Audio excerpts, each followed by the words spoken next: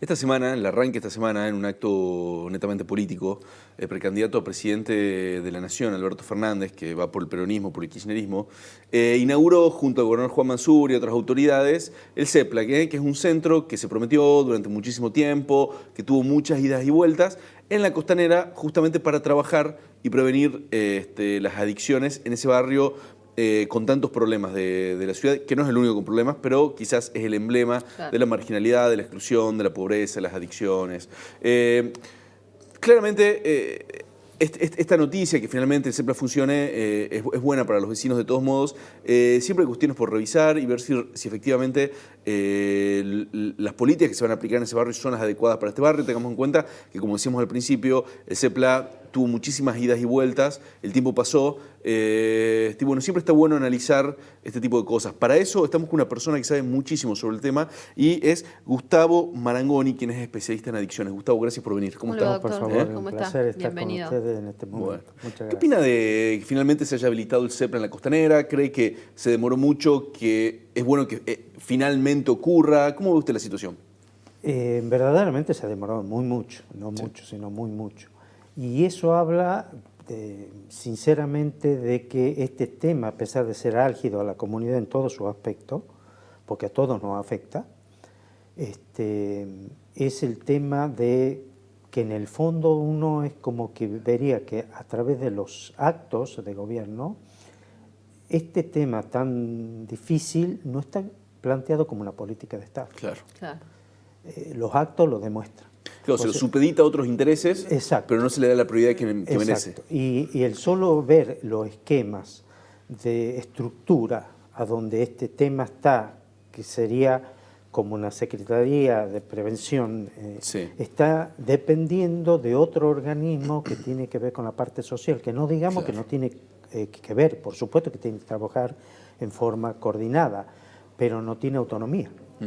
Entonces, al no tener autonomía, no tiene presupuesto. Y al no tener presupuesto, pensar que se puede hacer algo en esta temática sin tener designado presupuesto es una utopía. Y esta falta de una política de Estado es desinterés, o sea, ¿qué análisis se puede hacer, no? Porque no es un tema nuevo, todo el mundo habla, inclusive hasta los propios funcionarios, gobernadores, ministros del área, muestran una aparente preocupación por la situación, pero sin embargo no hay un plan concreto, ¿no? No, para nada. Y esto no es solo de ahora, esto si nos vemos a nivel nacional, vemos cómo hemos dejado que la Argentina pase a ser de un país, entre comillas, de tránsito, porque el consumo obviamente estaba, entre comillas de tránsito, a ser un lugar donde estructuras dedicadas al narcotráfico se han ido asentando en diversas provincias. ¿No?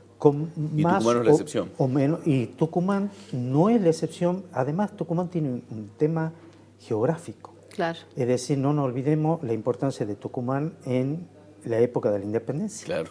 Era el lugar por donde nosotros podíamos conectarnos a muchos otros lugares, hacia Bolivia, el este, Perú, Chile, o hacia el norte, hacia el oeste, y volverla a enfriar a la droga, ¿no es cierto? Llega a Tucumán y hay que volverla a esconder. El mejor lugar de empezar para hacer eso es Tucumán, porque Tucumán tiene salidas para todos lados y puede enfriar, ¿no? Hacerla desaparecer, digamos, a la mercadería sabiendo que ya está bajo control. La hacen desaparecer pasándola por Tucumán, porque Tucumán es imposible, con la cantidad de lugares que tiene para salir, es imposible prácticamente rastrearlo una vez que entra a Tucumán. Entonces Tucumán sí o sí, por estrategia, es un centro fundamental para terminar de distribuir la droga. ¿No? Entonces se necesitaría una logística nacional puesta en Tucumán, porque es fundamental en el tema. No es mi especialidad, pero en el tema de lo que es el narcotráfico. Y el gobierno nacional siempre, bueno, de hecho lo situó como eje de campaña, ¿no? El tema de terminar con el narcotráfico. ¿Qué ve de ese trabajo y de lo que hacen en la provincia? Sí, aumentó, indudablemente se notó que aumentaron los secuestros, pero no en la medida de la cantidad que en verdad realmente se sabe que pasa por el argentino. O sea, entonces tenemos en la política más Lo del CEPLA llega tarde, las otras estructuras, tanto de la CEDRONAR como de la municipalidad, como de la provincia, no trabajan en forma coordinada. Es decir, la estructura que tiene CEDRONAR en la provincia no trabaja en forma coordinada con la provincia. No trabaja coordinada con la municipalidad. Claro. Entonces es como que en vez de potenciar lo poco que hay, se trabaja en forma autónoma, con todo el gasto que eso implica. Y el hecho de que se ponga un CEPLA en la costanera, este CEPLA, bueno, ya está, se lo inauguró, pasó muchísimo tiempo, pero va a empezar a funcionar. ¿Cree que va a ayudar a resolver este conflicto? ¿Cree que es un granito de arena en el desierto? ¿Cómo lo ve usted? La experiencia me va mostrando, puede ser que me equivoque, pero la experiencia general me ha mostrado que terminan siendo ocupados por personas que no digo que no necesiten trabajar, pero no las personas idóneas. Ah, bien.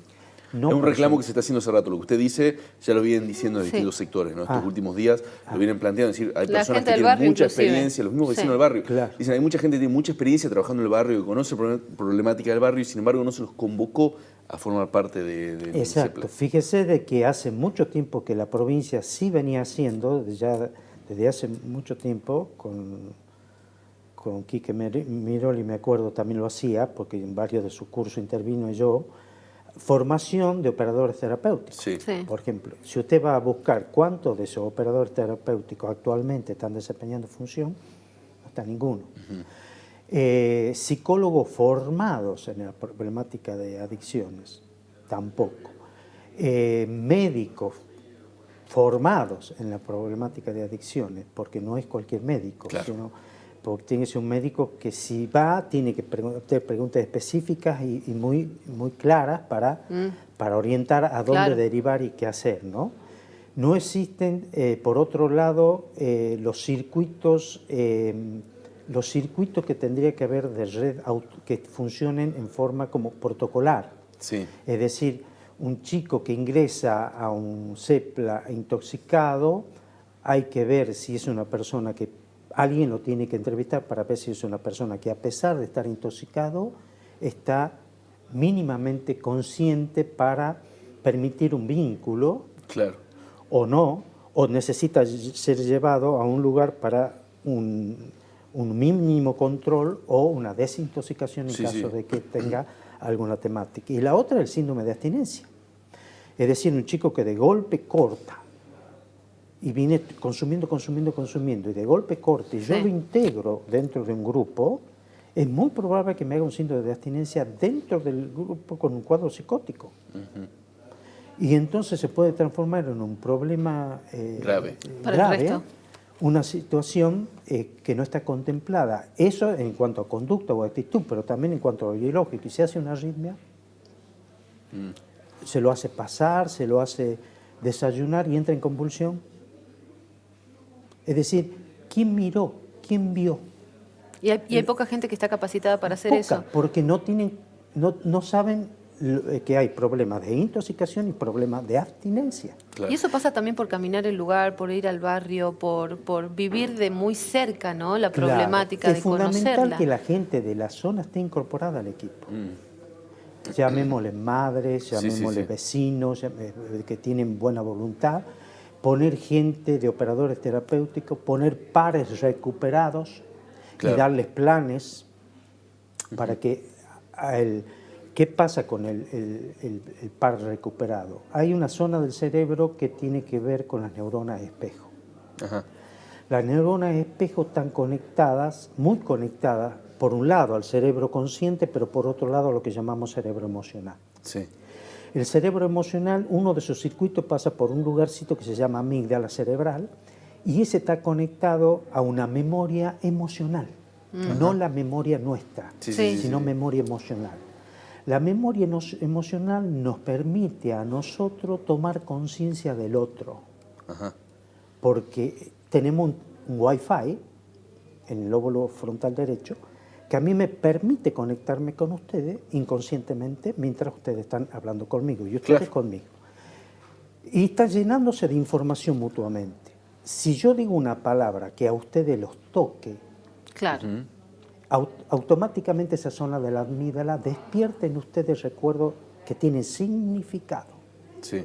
No son recuerdos episódicos, son recuerdos de significados emocionales.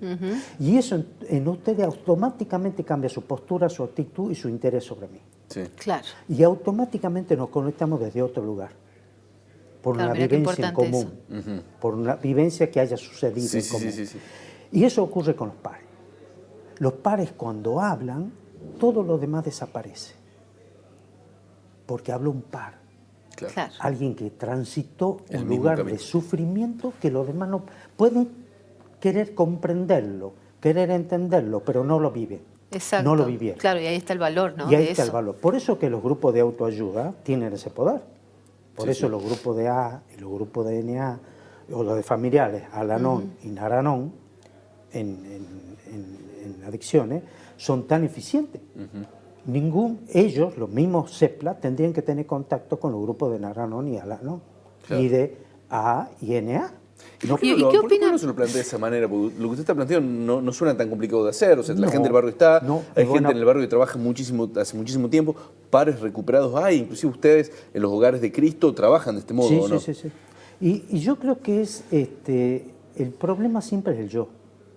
El yo a nivel personal y el yo a nivel grupal, ¿no? El partido, nosotros estamos acá, ellos están allá, la municipalidad como va a ayudar. Es como que los yoes, ¿no? El egocentrismo, el protagonismo, el espacio de poder, siempre pone esto de costado, ¿no? Y acá lo que se necesita es dejar de lado qué lugar ocupo, cuánto sé, quién soy. Y el tema de la concepción real, ¿no?, de la problemática desde los funcionarios, ¿no? ¿Creen que de verdad están ellos, cree usted, y es una pregunta, ¿no?, están conscientes de la gravedad que esto implica en los barrios? Porque hace poquito, cuando entrevistamos al ministro de Desarrollo Social, en algún momento de la entrevista él dijo, y esto después fue replicado también, de que iba a terminar funcionando el CEPLA como un club social. Y no es esa la función. Claro, ¿no? Si bien es un espacio de vincular al chico y resociabilizarlo, pero justamente tiene que tener planes, programas, para que ese chico, no nos olvidemos que nosotros también tenemos una reactividad, diríamos, totalmente entendible cuando vemos a un chico en situación de consumo, ¿no es cierto? Tenemos cierto temor. ¿no? Porque uno no sabe cómo actuar. Claro, y además porque hay una realidad que el chico estaba... pasa también cosas ahí por deterioro de la sustancia, que el término de los valores y la ética quedan acostados con lo que Antonio Damasio llamaba neblina cognitiva. Es decir, ¿quieren a la madre? Sí. ¿Y le roban a la madre? Sí. Pero está detrás de la neblina cognitiva, porque lo único que está enfocado es el consumo. Todo lo demás está en neblina. Entonces, si la queremos, y a tu hijo también lo querés, pero estás haciendo esto, ¿sí?